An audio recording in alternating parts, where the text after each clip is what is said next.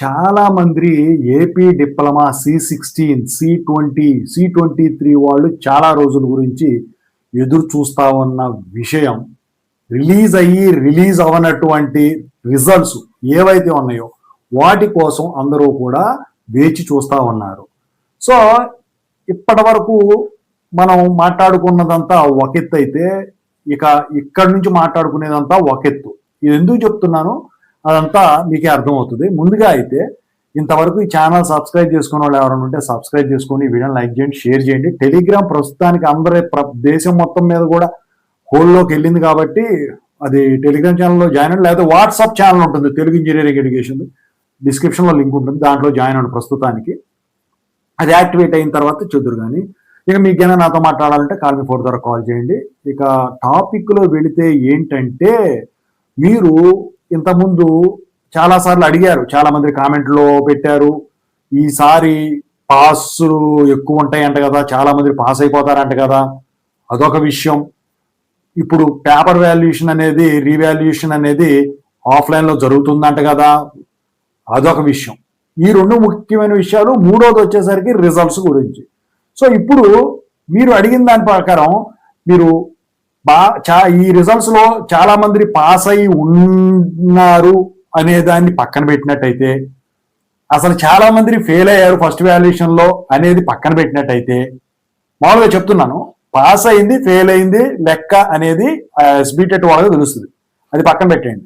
ఇక ఆ తర్వాత రెండో దాంట్లో మనం ఏదైతే మాట్లాడుకున్నామో offline paper valuation, online paper valuation. So ఈ రెండిట్లో ఏది digital valuation, offline paper valuation, revaluation లో కూడా అదే చేస్తారన్నది కూడా పక్కన పెట్టేసేయండి.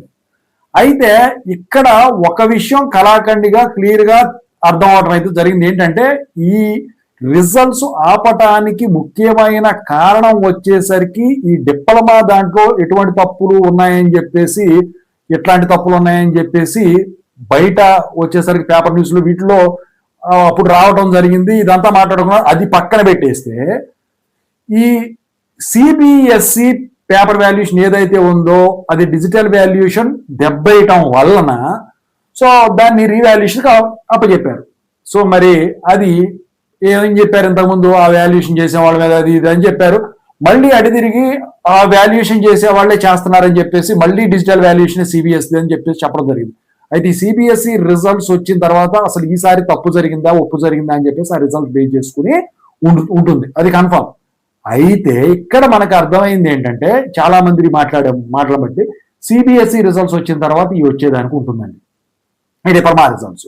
అయితే మరి ఈ సెట్ కౌన్సిలింగ్ కి అటెండ్ కాలేరు కదా, ఇప్పుడు జేఎన్టీయూకే, జేఎన్టీయూఏ, జేఎన్టీయూజీవి వీటి ప్రకారం చూసుకుంటే ఈ నెల 29 నుంచి ఈ థర్డ్ ఇయర్ వాళ్ళకు, ఫోర్త్ ఇయర్ వాళ్ళ క్లాస్ వర్క్, ఫస్ట్ ఇయర్ అట్లాగో జరుగుతుంది. ఇంకా సెకండ్ ఇయర్ రాలా, జూలైలో ఎగ్జామ్స్ అని చెప్పాను కదా, జూలైలో క్లాస్ వర్క్, జూలై 13 నుంచి క్లాస్ వర్క్ అనేది ఉంటుంది. మరి ఈ లోపు కౌన్సిలింగ్ అయితేనే లాటరల్ ఎంట్రీస్ కింద మీరు వెళ్ళేసి వాళ్ళు జాయిన్ అవుతారు. లేకపోతే ఆగస్ట్కి వాళ్ళకి ఫస్ట్ మిడ్ అనేది ఉంటుంది. సెకండ్ ఇయర్ లో 2-1 లో ఆ మిడ్ టయానికి మీకు అడ్మిషన్ వచ్చింది అనుకోండి, మీరు క్లాసులు ఏమి వినకుండానే ఎడ్యుకేషన్ పాతగా ప్రిపేర్ అయ్యారు చూసారు డిప్లొమాలో, అదే సబ్జెక్టులు మాక్సిమం ఉంటాయి, 1-2 తప్ప. సో దాని ప్రకారం మీరు ప్రిపేర్ అయ్యి వేసుకోవాల్సి ఉంటుంది. అది మిడ్లు చేతిలో ఉంటాయి కాబట్టి వీళ్ళు వేసేదానికి ఉంటుంది. అయితే ఈ సెట్ కౌన్సిలింగ్ అనేది ఈ రిజల్ట్స్ రాకుండా ఇప్పుడు కండక్ట్ చేయమని చెప్పేసి మాక్సిమం బయట ఉన్న టాక్ అనమాట. అయితే ఈ రిజల్ట్స్ లో ఇప్పుడు ఫైనల్ ఇయరే కానివ్వండి, సెకండ్ ఇయర్ రిజల్ట్సే కానివ్వండి, లేకపోతే C16, C20, C23 అనుకుంటే దాని బదులు సో వీటిల్లో ఏదైనా కానివ్వండి, రిజల్ట్స్ అన్ని వస్తేనే ఇప్పుడు కౌన్సిలింగ్ కి ఇది అవ్వడానికి ఉంటుంది. ఎందుకంటే ఇప్పుడు రెగ్యులర్ వాళ్ళు వచ్చేసరికి ఫైనల్ ఇయర్ అయిపోయింది, వాళ్ళ ఒక్కరి కోసం ఈ సెట్ పెట్టలేదు కదా, పాత మీ సీనియర్స్ C16లో ఉండొచ్చు, C20లో ఉండొచ్చు, వాళ్ళ సప్లీలో ఉండొచ్చు. మరి మిగతా వాటిలో ఫైనల్ ఇయర్ అంటే మీతో పాటు ఉంటుంది, సెకండ్ ఇయర్ ఫస్ట్ ఇయర్ లో ఉండవా, ఉంటాయి కదా. మరి వాళ్ళు కూడా అడ్మిషన్సే కదా, వాళ్ళు కూడా ఈ సెట్ రాస్తున్నారు కదా. సో ఇవన్నీ రిజల్ట్స్ వచ్చాక ఈ సెట్ కౌన్సిలింగ్ అనేది ఉంటుంది. అయితే ఈ మంత్ ఎండింగ్ కానీ జూలై ఫస్ట్ వీక్ లో కానీ, అది కూడా సిబిఎస్ఈ రిజల్ట్స్ వాళ్ళ రిలీజ్ అయిన తర్వాత మీకు ఏపీ డిప్లొమా రిజల్ట్స్ అనేవి డిక్లేర్ అయ్యేదానికైతే మ్యాక్సిమం ఛాన్సెస్ అయితే కనిపిస్తూ ఉన్నాయి. ఇప్పుడు చెప్పేది ఇది కూడా ఎక్స్పెక్టెడే. ఇంతకుముందు చెప్పింది ఏదైతే ఉందో ఈ పేపర్ వాల్యుయేషన్ డిజిటల్ లేకపోతే ఆఫ్లైన్ అనేది బయట ఎక్కడా కూడా దాని గురించి డిస్కషన్ లేదు. ఎందుకంటే ఆఫ్లైన్ పేపర్ వాల్యుయేషన్ అంటే డిప్లొమా కాలేజెస్ నుంచి కానీ, గవర్నమెంట్ పాలిటెక్నిక్ కాలేజెస్ నుంచి కానీ వాళ్ళ ఫ్యాకల్టీకి రిలీవింగ్ అనేది రావాల్సి ఉంటుంది. అది వాళ్ళకు వచ్చింది కాబట్టి, అంటే వాళ్ళకు వస్తే వాళ్ళు పర్సనల్ గా వెళ్ళిపోతారు, బయటికి ఎక్కడా కూడా పొక్కదు అది. సో ఇక డిజిటల్ వాల్యుయేషన్ అంటారా, వాళ్ళకే ఫ్యాకల్టీకి ఎవరికి వేయాలో వాళ్ళకి వేసేస్తారు, ఆన్లైన్లో చేసేస్తారు. సో అది కూడా ఇప్పుడు రీవాల్యుయేషన్కి వచ్చేసరికి బయట పంపుతారని నేనైతే అనుకోవట్లేదు. అది యూనివర్సిటీ వాళ్ళే, గవర్నమెంట్ పాలిటెక్నిక్ వాళ్ళే చేసేదానికైతే ఉంటుంది. అందుకని చెప్పేసి అది ఆఫ్లైన్ ఆన్లైన్ అనేది పక్కన పెట్టేమని చెప్పింది.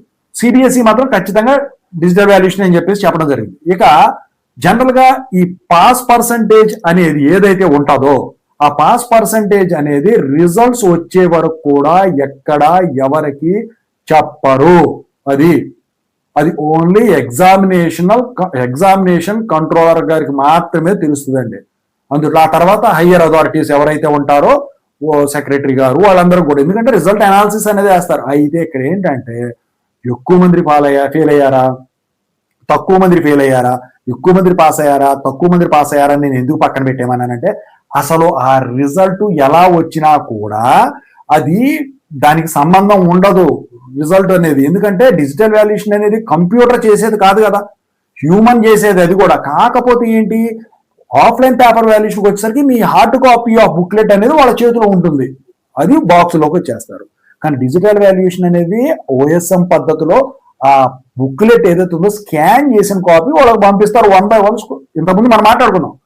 సో ఏదైనా వీళ్ళు చేసేదే వాళ్ళు చేసేదే, సో ఎటువంటి తేడా ఉండదు. అయితే తేడా వస్తే ఎదుట్లో వస్తుంది ఆ ఓఎస్ఎం, ఇంతకుముందు చెప్పాను ఎడిషన్లో సబ్ట్రాక్షన్ ఇలాంటివి వస్తే తప్ప. ఇప్పుడు రిజల్ట్స్ వచ్చిన తర్వాత అంటే వాళ్ళు చూస్తారు కదా ఫస్ట్. సో ఈ పేపర్ వాల్యుయేషన్ చేసే వాళ్ళు రూల్స్ ప్రకారం కనుక వేసినట్టయితే, సో దానికి కరెక్ట్ గా ఉన్నట్టయితే దాన్ని బట్టి వాళ్ళు రిలీజ్ చేసేస్తారు.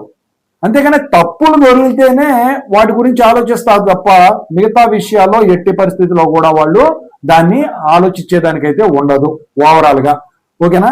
సో ఇంకేంటంటే ఈ పేపర్ వాల్యుయేషన్ లో వచ్చేసరికి తప్పిదాలు జరిగినాయా లేవా అని చెప్పేసి ఆఫ్లైన్ పేపర్ వాల్యుయేషన్లో అయితే నేను ఇంతకుముందు చెప్పినట్టు ఒక చీఫ్ ఉంటాడు, 40 బుక్లెట్లో ప్రతి 10 బుక్లెట్కు ఒకళ్ళు తీసి మొత్తం కూడా ఏమైనా కరెక్షన్స్ ఉంటే చెప్తారు. కానీ ఈ ఆన్లైన్కి వచ్చేసరికి ఏంటంటే ఆ పద్ధతి ఉండదు.